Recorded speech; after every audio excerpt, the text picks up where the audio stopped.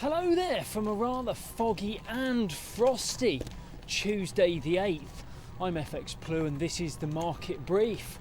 So Brexit is on a no-deal trend so far this week. Frost and Barnier seems to have explored and exhausted every angle, yet the issues of fishing rights and competition remain unresolved.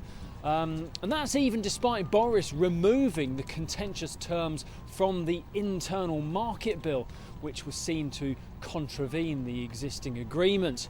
There is an EU summit later this week intended to ratify the agreement. Michel Barnier said that the deadline for the deal is tomorrow. But with Boris due to speak to Ursula von der Leyen again, suggestions are that things may have escalated past the respective chief negotiators. I'm not so sure how they'll be able to cut through all the minutiae and the sensitivities that the negotiating teams have struggled with, but hey, go team. Let's see how they get on. Meanwhile, the UK will start COVID vaccinations today, but there is a change of plan due to the storage complications. So NHS frontline staff will jump the queue ahead of care home patients because the hospitals have the refrigeration facilities needed.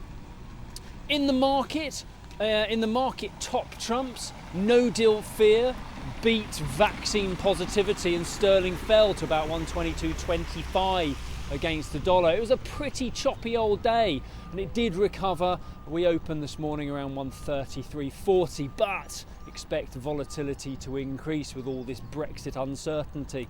Over in the US, business leaders have called on their chambers of commerce to increase lobbying for fresh stimulus. This is to combat the widespread concern of a second recession early in the new year. Whilst the size of the support package has been tentatively agreed, focus has now shifted to its distribution. Democrats want a blanket support for all workers who have lost their jobs, while the Republicans want something slightly more targeted to remove any incentive for those who don't want to work. So there is still every chance this issue has got much longer to run. So the US economy looks shaky and at risk of a double dip recession, but that looks almost certain in Europe as the euro continues to rally. Yesterday, euro dollar fell to 120.80, but it does still look well supported as buying interest re-emerged at the lower levels.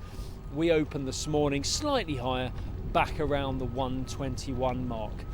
Right, that's it from me. It is freezing out here. I'm off for a cup of tea. Join me again tomorrow. If you do not have a clue, then just tweet through and ask FX Blue.